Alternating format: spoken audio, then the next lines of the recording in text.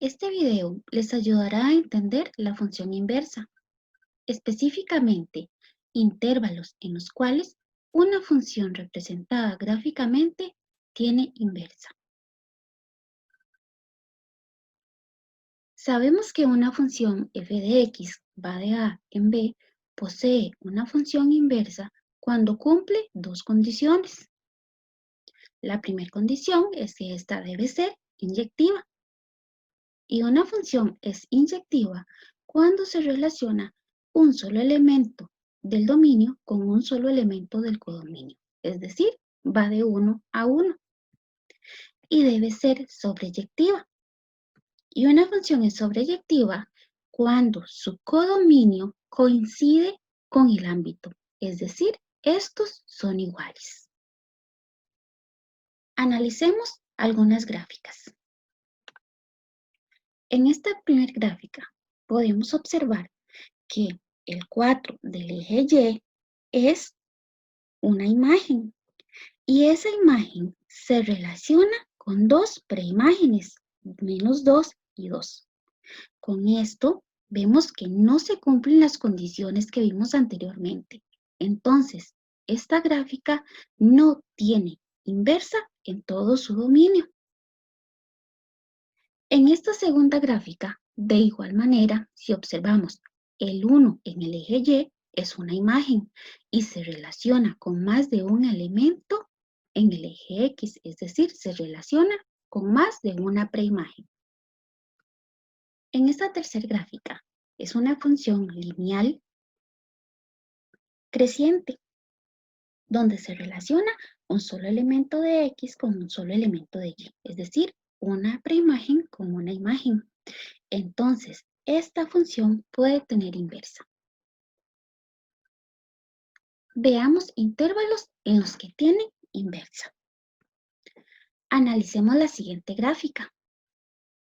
El dominio de esta función va de -8 hasta infinito positivo. Si vemos los intervalos de esta función, el primero que coloreamos color amarillo va de -8 hasta -6, donde se relaciona un solo elemento de X con un solo elemento de Y. Yo podría determinar que este intervalo posee inversa. El segundo intervalo, de -6 hasta -3, el color celeste. El tercer intervalo, de -3 a 1, el color rojo. Y el color verde, de 1 hasta infinito positivo. Dijimos que el intervalo de -8 a -6 puede tener inversa porque este relaciona una sola imagen con una sola preimagen. El segundo intervalo, -6 a -3, no posee inversa, puesto que el 3, que es una imagen, se relaciona con varios elementos en el eje X, es decir, se relaciona con varias preimágenes. Por eso no tiene inversa. El intervalo de -3 a 1, de igual manera, relaciona un elemento de X con un elemento de Y, entonces posee inversa. Y el último, de 1 hasta infinito positivo, de igual manera, relaciona un elemento de X con un elemento de Y. Veamos un ejemplo más. Analicemos la gráfica. Su dominio va a ser de -infinito hasta 5.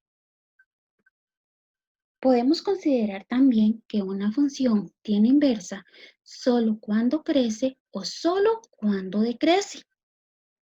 Entonces, los intervalos donde la función tiene inversa son, veamos, analicemos ese intervalo color amarillo. Va de -3 hasta 4. Él únicamente decrece, entonces yo puedo decir que tiene inversa. El segundo intervalo, de color verde, va de 4 a 5 y solo crece. Entonces también podemos decir que tiene inversa.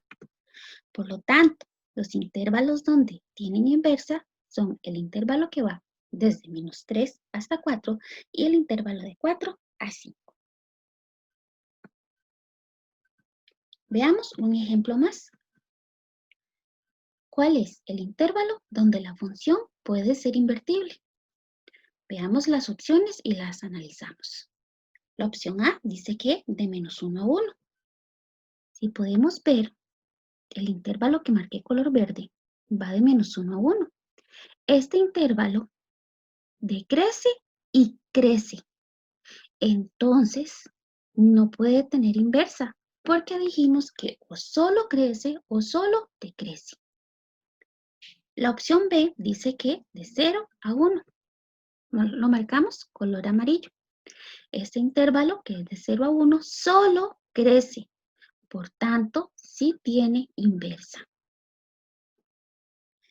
Si analizamos las otras opciones, de 0 hasta infinito positivo, sería de 0 hasta infinito positivo, vemos que crece y decrece, por tanto, no tiene inversa.